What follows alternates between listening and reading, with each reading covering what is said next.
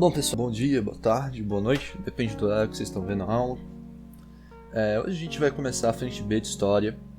A frente B vai tratar um pouquinho mais do que está acontecendo em tempos mais modernos, no quintal da nossa casa.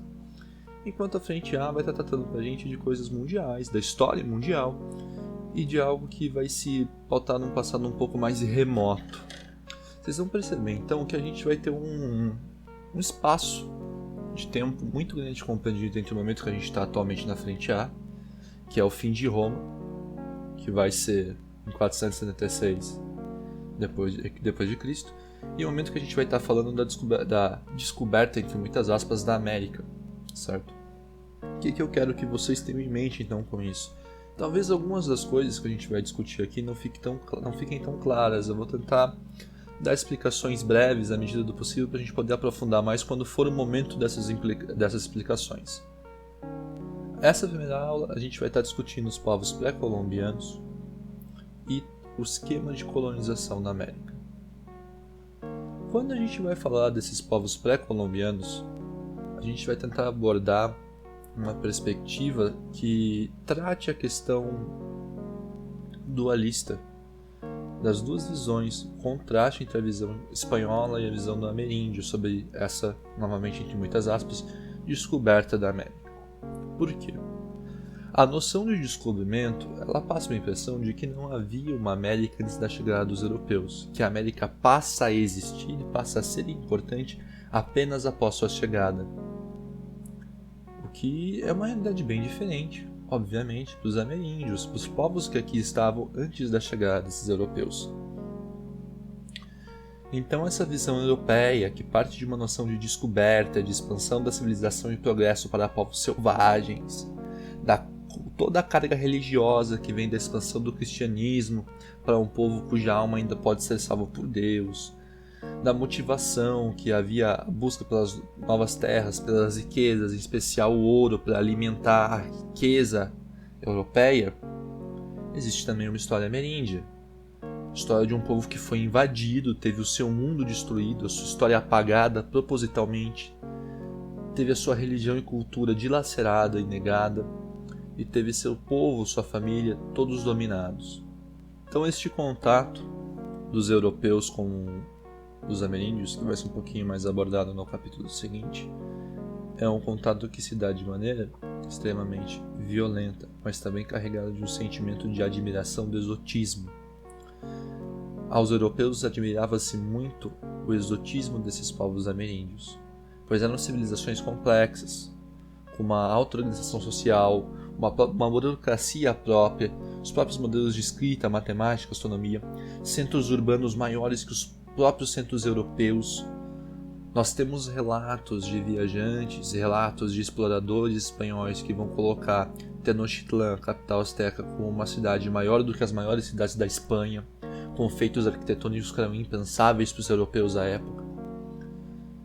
E entre esses povos nós vamos dar destaque a três: os Incas da América Latina, que estavam aqui na chegada dos espanhóis, os Aztecas e Maias da América Central, dos quais os Aztecas vão receber um pouquinho mais de atenção, porque os Maias já estavam em profunda decadência quando os espanhóis chegaram. Então, primeiro, quem foram os Incas? Os Incas foram um povo que teve origem nos povos Ximú, Tiahuanaco e Huari, na América Andina, próxima à Cordilheira dos Andes, certo? São os mais próximos aqui do Brasil. Os Incas se organizavam em um estado expansionista, com uma área que envolvia dos atuais Equador até o Chile. Havia uma grande rede de estradas ligando esse império, e eles possuíam uma língua falada, que até hoje é falado o Quechua. No entanto, não existe registro escrito dessa língua. O que nós temos dos Incas é o seu sistema de contagem, que se dá por meio de nós, em cordões. Nós também temos então a civilização maia, que havia estabelecido uma rede de cidades-estado autônomas na América Central. Os maias se baseavam no sistema de servidão coletiva, só que eles já se encontravam em decadência quando da chegada dos espanhóis. Muitas de suas cidades já se encontravam em ruínas, abandonadas. Os maias eles entram nessa história pra gente tanto pela noção de que não apenas há uma América antes dos europeus, quanto há um excesso de história dessa América. Já haviam surgido e desaparecido impérios antes mesmo dos espanhóis se lançarem ao mar. E os maias foram um desses impérios. A religião maia era politeísta e se baseava muito em sacrifícios, coisa que vai ser comum aos aztecas também. Então quem que foram esses aztecas? Foram um império que se estendeu do sul da Guatemala até o oeste mexicano, formado por cidades principais de origem azteca e cidades sob sua proteção, fossem elas dominadas, fossem elas subordinadas ao Estado azteca. Essas cidades pagavam impostos. Os aztecas faziam uso coletivo e familiar das terras e pagavam parte de sua produção agrícola ao Estado, na forma de impostos. A monarquia era centralizada, com a figura do rei possuindo sobretudo importância religiosa e militar. E para os aztecas havia importância sobretudo das guerras e sacrifícios. A crença azteca, muito semelhante à dos maias, era uma crença de destruição e renovação do mundo.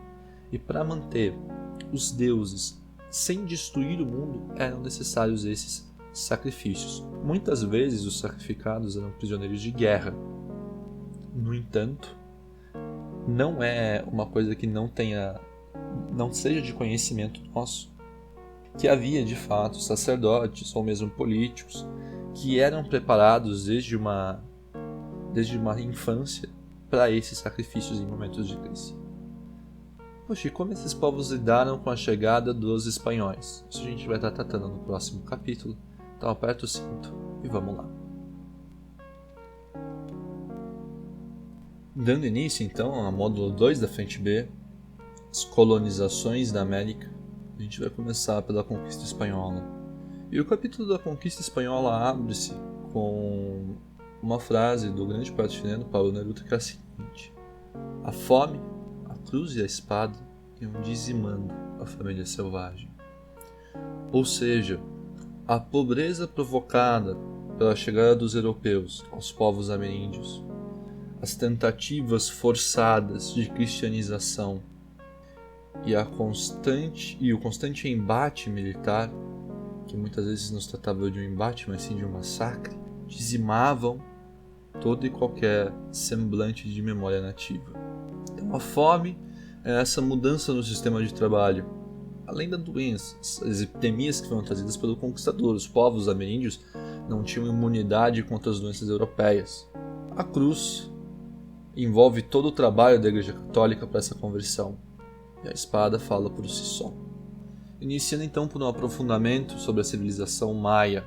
A civilização maia esteve na região da América Central, de uma região de florestas tropicais, atuais Guatemala, Honduras, Península do Yucatán. A civilização maia, a gente vai estar falando de um povo cujas primeiras cidades vão começar a ser construídas em 750 a.C., mais ou menos, e cuja última cidade vai cair em 1697 depois de Cristo, que vai ser uma conquista do próprio Império Espanhol, certo? Não é um império unificado que a gente está falando, a gente está falando da formação de cidades-estado autônomas, e isso vai provocar uma semelhança para vocês numa ideia de um novo mundo grego, certo? Lembra-se que quando a gente fala em Grécia, embora a gente fala em povos de cultura semelhante, organização semelhante, que sentem que pertencem ao mesmo coletivo, são povos independentes. A mesma coisa a gente está falando dos maias, ok? Então a gente está falando de uma sociedade regida pelos sacerdotes, altamente estratificada. O indivíduo ele nasce num estrato social e ali ele permanece até o fim. Então a gente vai ter família real no topo, logo abaixo a gente vai ter burocracia, comerciantes, servidores do Estado e, por último, trabalhadores agrícolas e ainda escravos, ok? Escravos, muitas vezes prisioneiros de guerra. A gente não está falando da escravidão que tinha aquele modelo ainda mercantilista, nenhuma escravidão que se dava por motivos étnico-raciais. Falamos também de uma civilização que tinha uma economia diversificada, ok? Com uma agricultura variada, com milho, feijão, algodão, tomate, cacau, batata e frutas. Inclusive, quando os espanhóis têm primeiro contato com o cacau, eles acham ele repugnante. Falam que é uma coisa que não há prazer nenhum em se observar, porque a bebida, o cacau, além de um gosto forte e amargo, teria o aspecto de uma latrina para os espanhóis. Apresentavam técnicas de irrigação super bem desenvolvidas, especialmente no que diz respeito à irrigação de terraço. Praticavam comércio de produtos como jade, que é um minério verde, plumas, tecido, cerâmica, mel, cacau. Tinham grandes obras de arquitetura, as famosas pirâmides maias. Um calendário muito parecido com o atual, de 365 dias. E uma mitologia variada, politeísta, que valorizava a natureza, os animais, plantas e pedras. E uma noção forte de que o destino do homem seria regido pelos deuses. Ou seja, para se garantir qualquer tipo de coisa no mundo material, era necessário agradar-se aos deuses. Além dos maias, nós teremos os astecas, que eram organizados na região norte do México inicialmente. Fundaram Tenochtitlan, uma região de pântanos próxima ao lago Texcoco. Tenochtitlan é uma cidade enorme, certo? Que impressionou muito os exploradores espanhóis da época. Uma sociedade fortemente hierarquizada, onde o imperador era uma liderança, então, como já dito anteriormente, religiosa e militar. Uma sociedade também estratificada, com nobres, sacerdotes, comerciantes, camponeses e também escravos oriundos de guerra. E por último, os Incas, que o livro vai estar informando a gente que é considerado por muitos historiadores como a que atinge o maior esplendor entre todas as que viveram na América pré-colombiana. Isso é um tipo de juízo que a gente procura evitar fazer na história, certo? O que é maior e menor esplendor. Mas está sendo trazido para a gente com maior esplendor, talvez por causa da organização política, social e econômica dos Incas, onde a gente tinha um poder político concentrado nas mãos de uma figura considerada um deus vivo, muito semelhante ao faraó. Uma cidade altamente organizada e hierarquizada, com nobreza, militares, juízes, sacerdotes, funcionários públicos, trabalhadores especializados, artesãos, camponeses. Uma organização familiar da terra. Um estado que controlava a produção, por assim dizer. Ele lidava tanto com o registro daquilo que era produzido, quanto com a organização de quem produziria o quê, a fim de não se deixar faltar alimento no império. Marcados por uma arquitetura muito particular. A imagem que abriu essas aulas é a imagem de Machu Picchu, de arquitetura inca, certo? A gente está falando de agricultura de terraço, a gente está falando de pirâmides, fóruns, câmaras funerárias incas. E uma religião que misturava um culto à natureza com crenças mágicas. Um culto especialmente ao sol e a animais considerados sagrados como o condor e o jaguar. Então até aqui nós estivemos falando da colonização espanhola, que se deu de maneira extremamente violenta, que envolveu o genocídio desses diversos povos, e falamos desses diversos povos que foram encontrados pelos espanhóis. A colonização inglesa, por outro lado, ela vai começar a partir mais ou menos entre os séculos XVI e XVII. E essa colonização na América do Norte, ela vai vir também de um conjunto de mudanças que estão acontecendo na Europa. Por isso esse processo de colonização da América, estimulado pelos ingleses, envolve toda uma noção religiosa e uma noção individual diferente do que estava acontecendo no resto do mundo. Como assim?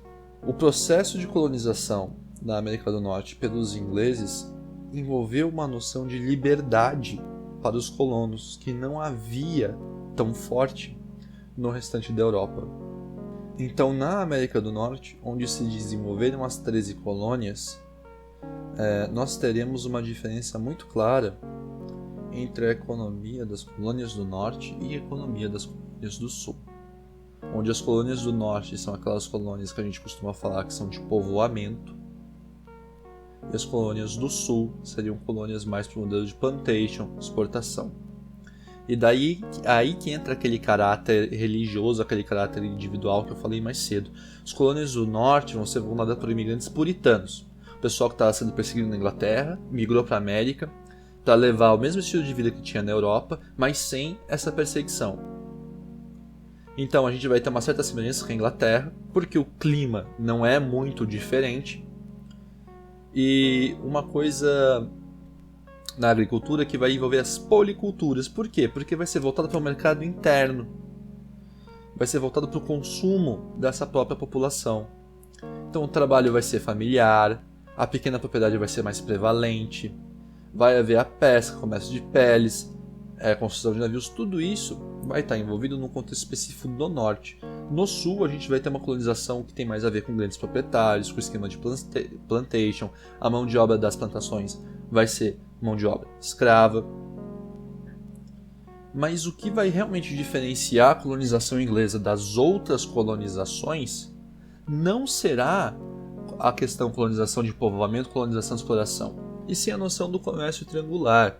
O que é o comércio triangular? Bom, como colocado pelo professor Leandro Carnal, comércio triangular, compra de cana e melado das Antilhas, que seria transformada em rum. A bebida, muito apreciada na África, de onde era levada por navios da Nova Inglaterra e trocada usualmente por escravos. Esses escravos eram levados para serem vendidos nas fazendas das Antilhas ou nas colônias do Sul. Após a venda, os navios voltavam para a Nova Inglaterra com mais melado e cana para a produção de rum, uma atividade altamente lucrativa, entre outros motivos, para garantir que o navio sempre estivesse carregado de produtos para vender em outro lugar. Pô, não entendi o que o canal quis dizer. Seguinte, a gente vai ter 3 momentos nesse comércio triangular. Triangular, 3 pontos. A compra de cana e melado, a transformação dessa cana e melado em rum, e a troca desse rum por escravos, e esses escravos sendo vendidos, e com o dinheiro da venda dos escravos sendo comprado mais melado e cana.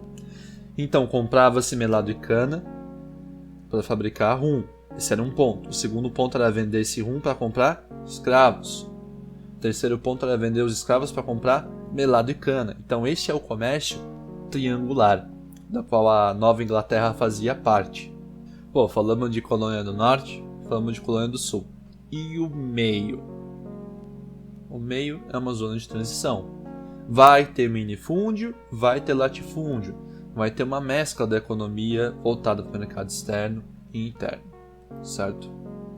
Então, de maneira geral, essas são as características da colonização da América pelos ingleses. Então, num primeiro momento, quando a gente fala de colonização da América, a chegada dos espanhóis, de imediato, é muito mais impactante para os nativos. E atenção, eu estou falando de imediato, eu não estou falando, pelo amor de Deus, que a colonização inglesa foi melhor para os nativos do que a colonização espanhola. Ela foi tão genocida quanto, se não mais. O ponto que está sendo exposto é que os interesses envolvidos de modelo de colonização foi diferente. Os espanhóis chegaram com um propósito bem claro de buscar ouro, de ocupar aquele território, de cristianizar aqueles povos e não deixaram em momento algum qualquer outra coisa entrar no caminho. Os ingleses, devido ao caráter misto da colonização e à existência de um comércio triangular, não se envolveram de imediato numa exploração tão intensiva desses povos nativos. De imediato. Posteriormente, quando a gente estiver falando da expansão das 13 colônias para o oeste, a gente vai estar falando de genocídios tão violentos quanto. Então, pessoal, aqui ficam fechados esses módulos 1 e 2 da frente B. Qualquer dúvida, vocês podem estar entrando em contato com a coordenação, pedindo para me repassar, que fico à disposição para responder. Recomendo fazer os exercícios, estou mandando junto a lista, e uma ótima semana para vocês e até uma próxima aula.